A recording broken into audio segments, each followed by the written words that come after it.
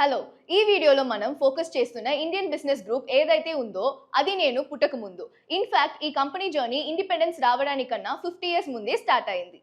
ఆ టైంలో క్రైమ్స్ కి బాగా ఫేమస్ అయిన ముంబై సిటీలో ఓన్లీ లాక్స్ అమ్మే కంపెనీగా మొదలైంది to combat crimes.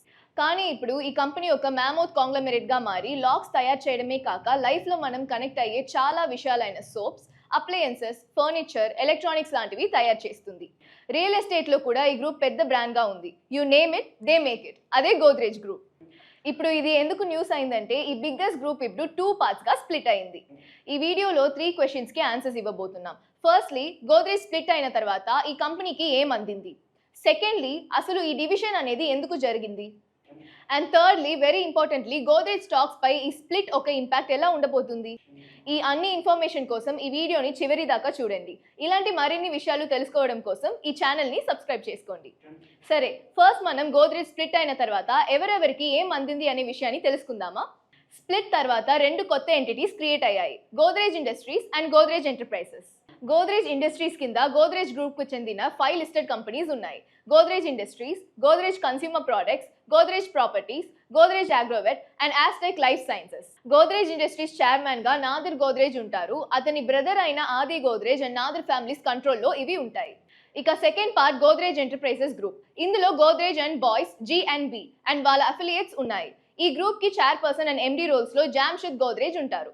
Mostly 1.76 lakhs crores గా ఉన్న పెద్ద బిజినెస్ గ్రూప్ స్ప్లిట్ అయినప్పుడు people expect a lot of drama, legal fights, disputes ఇలాంటివి చాలా జరుగుతూ ఉంటాయి. బట్ గోద్రేజ్ విషయంలో అవేవి జరగలేదు. April 30 Godrej family split announce చేసినప్పుడు ఒక స్టేట్మెంట్ ని కూడా రిలీజ్ చేశారు. అది ఏంటంటే గోద్రేజ్ కంపెనీలో షేర్ హోల్డింగ్స్ లో ఓనర్షిప్ రీఅలైన్మెంట్ కారణంగా ఈ స్ప్లిట్ జరిగిందని అందులో మెన్షన్ చేసి ఉంది. దాని అర్థం there is no bad blood. దీని గోద్రేజ్ ఫ్యామిలీలో 3rd generation siblings and cousins మధ్య జరిగిన పీస్ఫుల్ స్ప్లిట్ గా పెట్టుకున్నారు. దీన్ని ఎక్స్పర్ట్స్ బాగా రిసీవ్ చేసుకోవడమే కాక వారి నుండి మంచి ఆదరణ కూడా లభించింది.